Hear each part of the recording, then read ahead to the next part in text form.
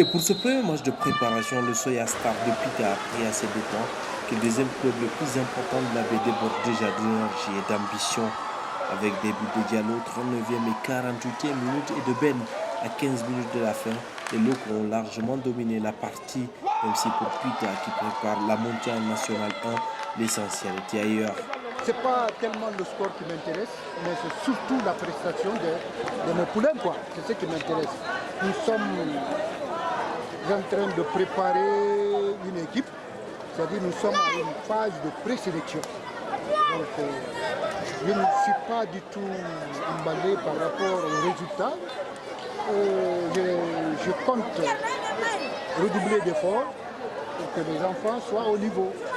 Je sais que c'est difficile parce que le football à l'intérieur c'est pas facile et je ne mise que sur les joueurs du tiroir, c'est-à-dire sur place, parce que le président du club même c'est son souhait le plus ardent que les enfants de Pita même arrivent à faire une équipe compétitive.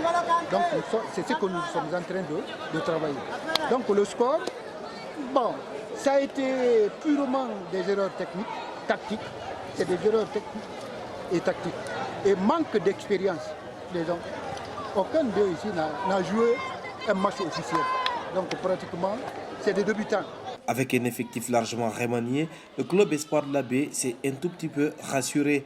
Des garanties en défense et pas mal de travail sur la ligne offensive, malgré les 3 buts marqués face à une relative faible opposition. Satisfaisant quand même, parce qu'il faut reconnaître, à partir du milieu de terrain, on a géré l'équipe à partir du milieu de terrain, parce que si vous avez constaté le match au niveau de la défense, les défenseurs n'ont pas encaissé encore comme tu l'as dit.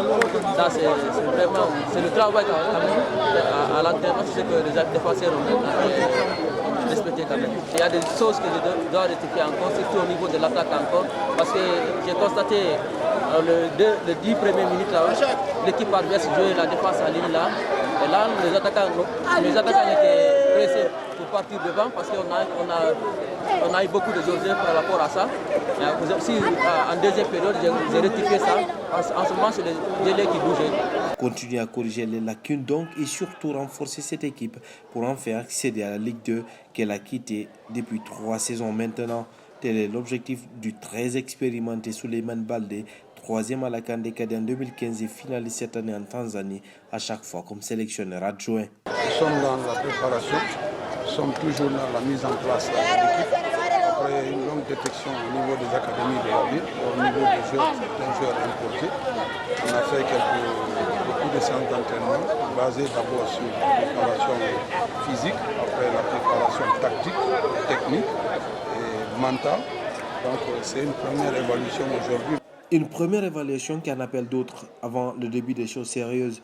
À rappeler que pour la montée en Ligue 2, le club Espoir de la Baie se retrouve dans le même groupe que Mamon, Kissidougou et Farana. Démarrage prévu le 25 août avec des matchs qui vont se jouer à l'aller-retour.